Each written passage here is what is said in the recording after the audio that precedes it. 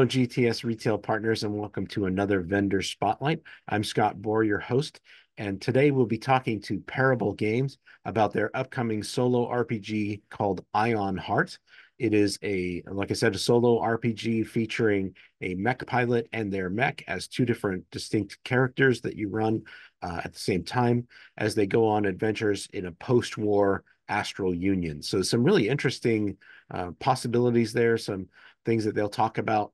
Um, this is a conversation with Ben Alexander, the creator of the game, and also the illustrator, as well as Barney Menzies, one of the founders of Parable Games. So without further ado, I'll hand things over to them to talk about Ion Heart. Hi everybody, thanks for taking the time to watch this video. We are Parable Games, a publisher of pop culture inspired role-playing games from Nottingham in the United Kingdom. We've got a new release coming up for a solo role-playing game called Ion Heart that we wanted to talk to you guys about and show off ahead of its crowdfunding and its general retail release as well. With me, I've got Ben, who is the lead creative and designer of this beautiful game. So I'm going to leave it in his capable hands to sort of take you through what the game's all about and all of the products that we're going to have on offer. Hi, I'm Ben Alexander. I'm the creator of Ironheart at Parable Games. And Ironheart is a wholesome pastoral solo mech role-playing game. So what that means is you play as a pilot in a science fiction setting, and you travel the galaxy with your robot best friend. Everything you need to initially play is in the kind of core pilot's logbook. We have a secondary expansion book, Ironheart Remembrance, which takes you through a specific part of the setting. Along with this, we'll be releasing a dedicated set of D6s, which is what the system uses, as well as a companion journal, which you can write down your progress throughout the story in, and then the pilot's, the mech's toolkit, which includes accessories for play, character sheets, a roll tray, a map of the universe, as well as some fun business cards for some of the factions within the setting itself. The core loop of the game, it's a journaling game, and is fairly rules light. Is designed to be very accessible for new players, especially for people who are new to solo role playing. And we think we'll include options for two players in here as well, so that you can play it with a partner where one of you plays a pilot and one of them plays the mech. That's kind of the high level of what Ironheart is. Okay, Ben. So you're being modest. You're not only the director or the producer, right? You're also the one who did all of the artwork for this game.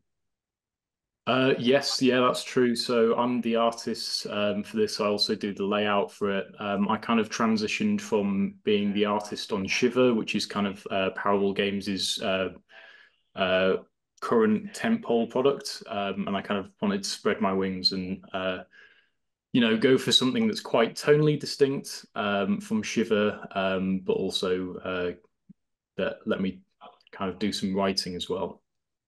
Okay. Talk a little bit about the lore or the background behind Ironheart. What's the setting? What are people really kind of doing in this game?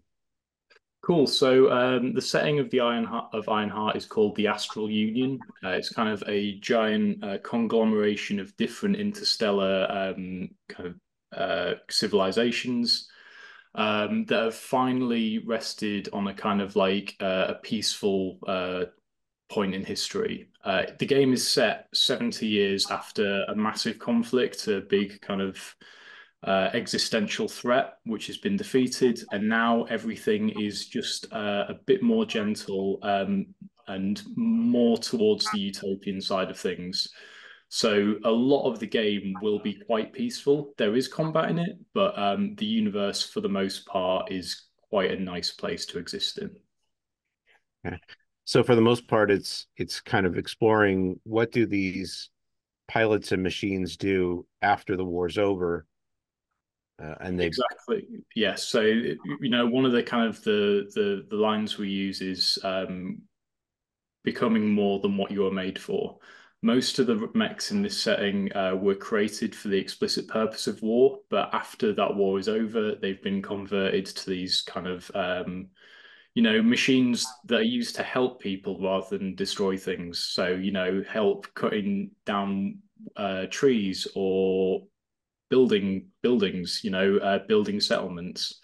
And that's kind of a big part of the gameplay loop, as well as you and the mech reflecting on your own past and learning to grow from that. so the main book has the rules and content for a more general exploration. How is Remembrance a little bit different than the core rule book or the pilot's handbook? Sure thing. So the pilot's handbook, everything you need to play, and it does include a lot of, in the back of it, it has a number of adventures that your pilots can go on. With Remembrance, rather than several scattered stories, it's one kind of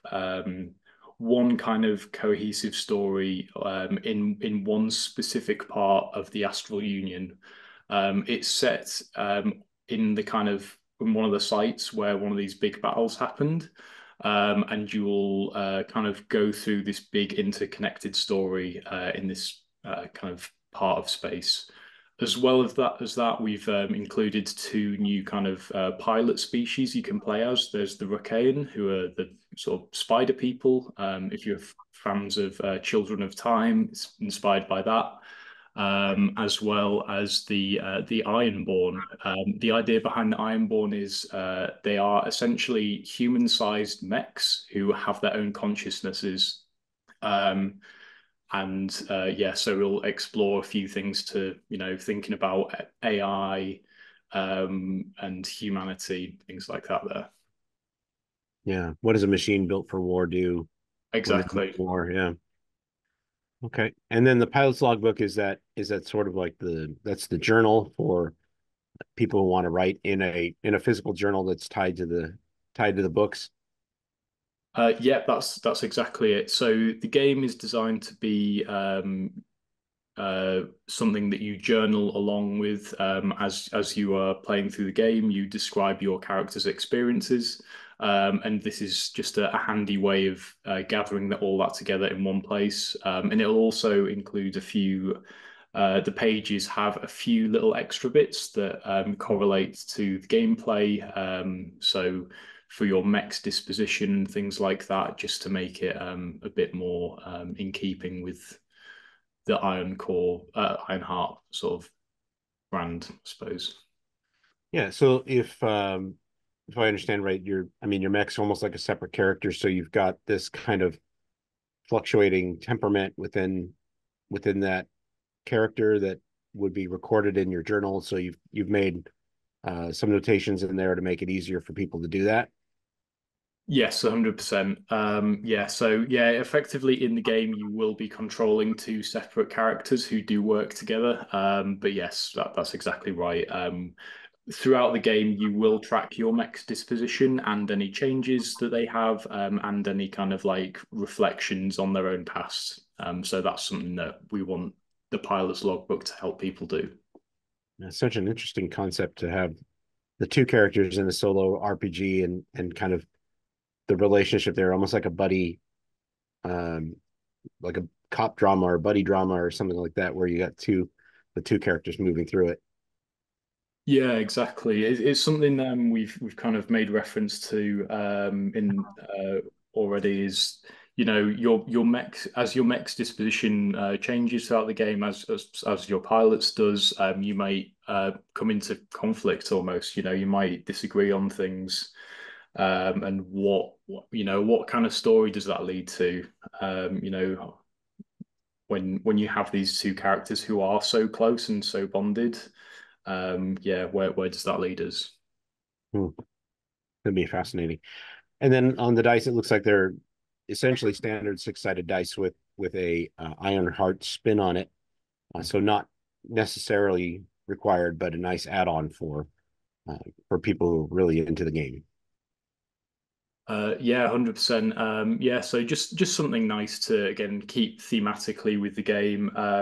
These would be quite useful for yeah for say combat as well. Like using the different coloured dice we have here for different combat rolls. To speed up rolling. So you could have we have the three colorways. We've got the blue colorway, the pink colorway, and the white colorway. You could roll all three of them at a time to, speed up the kind of attack, defense, and initiative rolls in combat.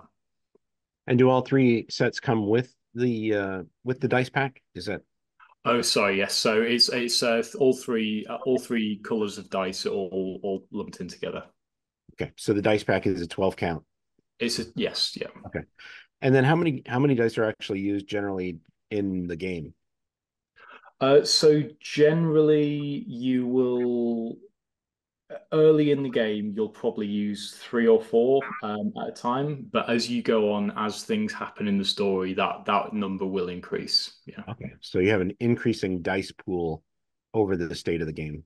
Yeah, All certainly right, when that's it good. comes to things like combat as well, when increasingly perilous situations come your way, you'll want to roll more dice. And then the Mechs toolkit is the next thing on there. I see. That sounds like a fun little add-on that's got quite a bit of world building in it. And then it looks like a character folio for recording character progress and or character sheet kind of format. Is that what I'm seeing? Yeah, I don't know if you want to talk about this one, Barney, or Yeah, so this is something that we added because we knew that players were going to want some extra sort of meat on the accessory front, and also to give us some space to explore the Astral Union a bit more beyond the core books. So the game content within this is the Astral Union corporate charter. So that digs into some corporation factors, which is a big sort of touchstone within the mech genre, is the idea of corporations and having they're a really useful antagonist to have within a peaceful setting. Is we're gonna put you up against some big businesses because they might be up to no good. Alongside that, we've also got their business cards, which is a nice little artifact just within it. They'll have some content activation on as well to tie in with the game. A tearaway character sheet pad. So if players want to roll up some characters really fast, um, or if they've wanted to pick up a bigger accessory pack but maybe weren't interested in the journal, this is a nice way that they could get those. We've got a neoprene roll-up dice tray in here, which have been very popular with our other games, and we just wanted some other ways to expand the offering of people being able to enjoy the art from the game in different formats. Similarly, we also have a fabric map of the galaxy in which the Astral Union resides. As you can see, we've got this beautiful sort of concept map, as it were, and this will be developed into a full map of the Astral Union. And then all of that. We also have a lovely Ironheart pen as well to jot down all of your character and mech's progress. And then all of that's going to be collected together in this box set that's wrapped in the astral pattern as well. Okay. And in terms of the Astral Union and planets and travel between the planets and adventures that you're going on, are they pretty much fixed locations or are they generated procedurally or how is that determined? Yeah, so they are generated procedurally.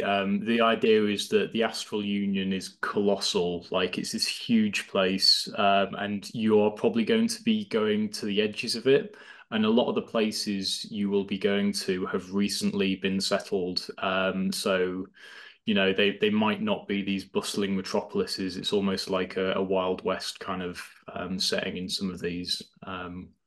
Which is why where you get some of the conflict from and why you get these big corporations doing shady deals that they maybe wouldn't be able to get away with in the more kind of metropolitan heart of the Astral Union. Sure. They're out there colonizing the frontier and taking advantage of the lack of oversight. Exactly, and they're hiring mercenaries. They're destabilizing ecologies, and yeah, it's kind of your job to stop it if you wish. Excellent. Is there an option to not stop it? I mean, you can do that. There's it is a solo. You do kind of make your own journey, but I think in the fiction of the setting, and kind of our descriptions of things, I think we I think it's yeah, it kind of suggests a way you might like to do it, but ultimately we can't stop you. Yeah, I think as well that the game is designed to get Fully, players to engage with some of these moral quandaries about sort of war and peace, transhumanism, uh, sort of corporate involvement in human life, and so like the joy of role playing games and Ironheart in particular is it's providing you with that sandbox to try and answer those questions, but we're not we're heavily leaned towards maybe you could do some good here, and that is kind of the theme of the setting. no, I absolutely appreciate that for sure. Can we take a look at some of the artwork from the game? Because I think it's one of the highlights of the game is definitely the artwork that Ben's put into it. Yeah, so we've got kind of there multiple variations, and you can speak to this a bit more, Ben, from sort of the singular color work all the way through to sort of multicolored and full detailed pieces as well. Yeah. Yeah, totally. So, one of the big kind of driving kind of creative considerations for Ironheart was that we wanted the artwork to feel quite gentle, feel quite sweet. There is still some combat and fighting and things, but ultimately we wanted this to feel like a world that was more inviting and more kind. And the color scheme is a big part of that, I think. It's kind of this very kind of nice pastel blue and kind of coral colors, and very inspired by like anime and like comic books with these kind of very minimalist lines. And a lot of the artwork is just of the pilot and their mech relaxing, having a good time. We've got somewhere it's a mech who's a shepherd for giant six-legged sheep, um, as well as minor mechs who are looking for ores beneath the ground. And then we can see here just a mech just having some downtime with their pilot. Yeah.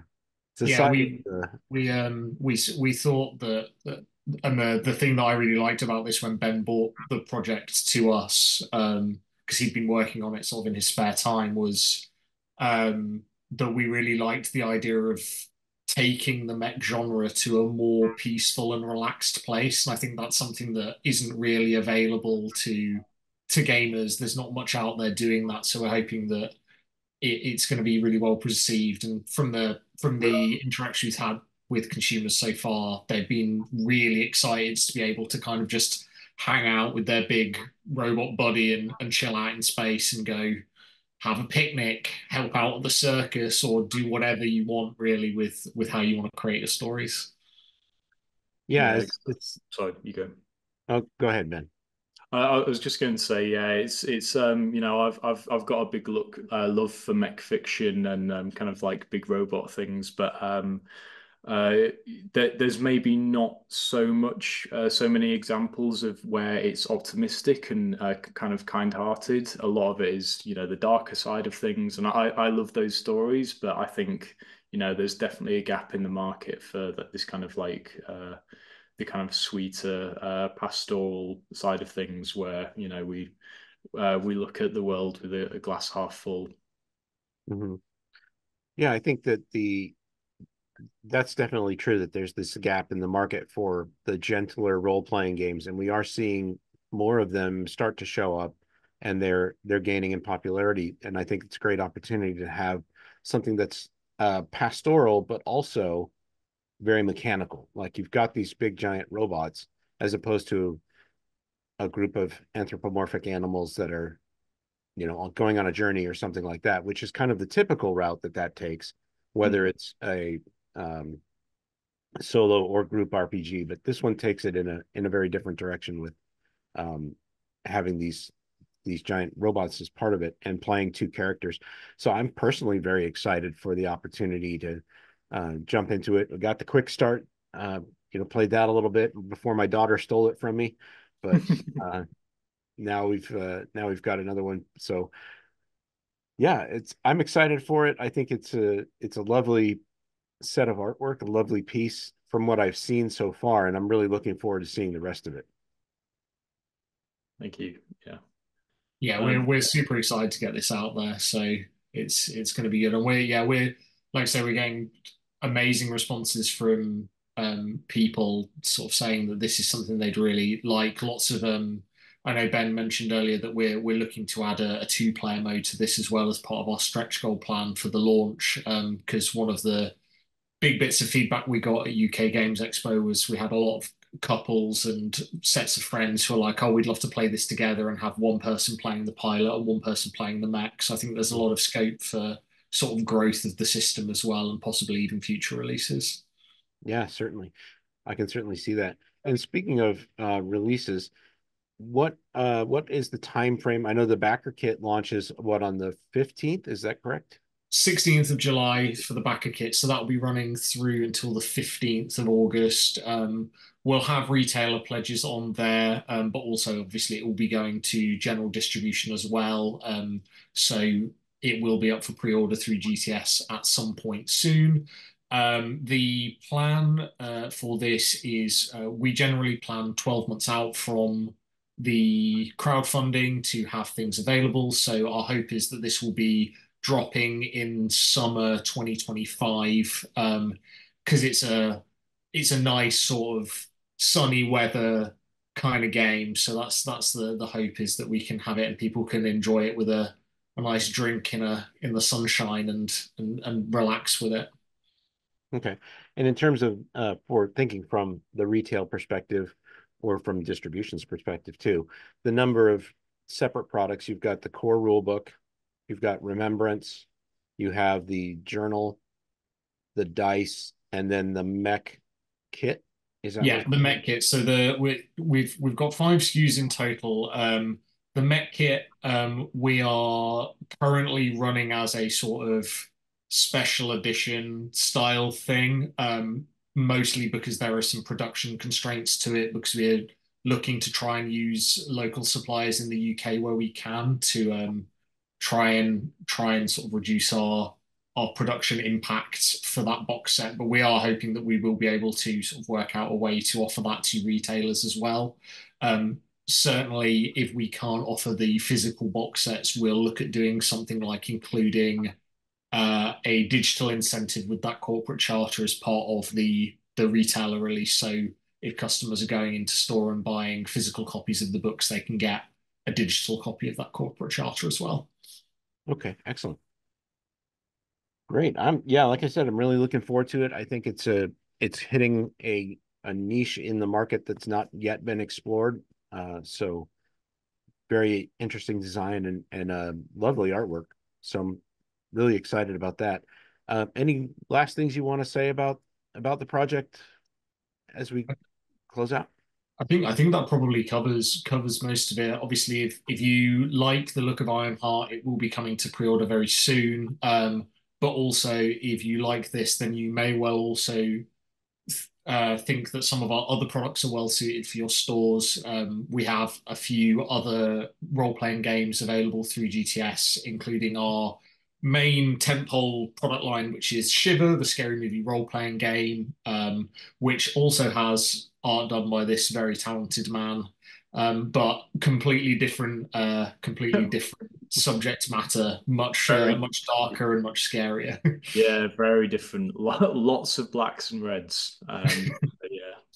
Yeah. Yeah, so we have that along with a collection of zines, and we have some more horror releases coming very soon as well. Hopefully by the end of this year. So keep an eye out on your new release sheets for things from Parable Games, and we look forward to getting some giant happy robots onto your shelves for your customers to enjoy. Yes, it's quite a different road to travel from what the other products that you put out there. So it's great to see some diversification and some broadening of the catalog. Yeah, we wanted to show that we can sort of stretch our creative limbs a bit and do a load of different stuff. We didn't want to be known as that publisher that only makes horror and scary games. Like we are very keen on this approach of making things that are inspired by pop culture and the things that people love.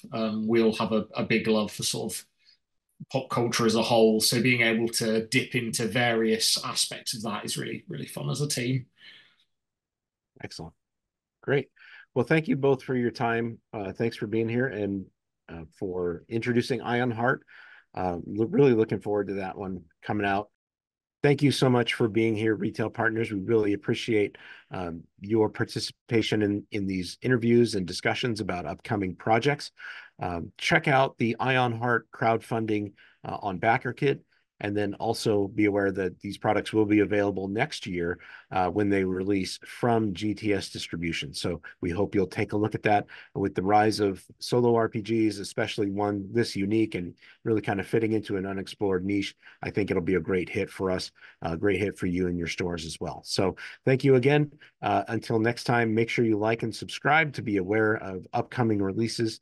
We have more videos in the pipeline, more editing to do for me, but more stuff coming along that I think you'll really enjoy and appreciate.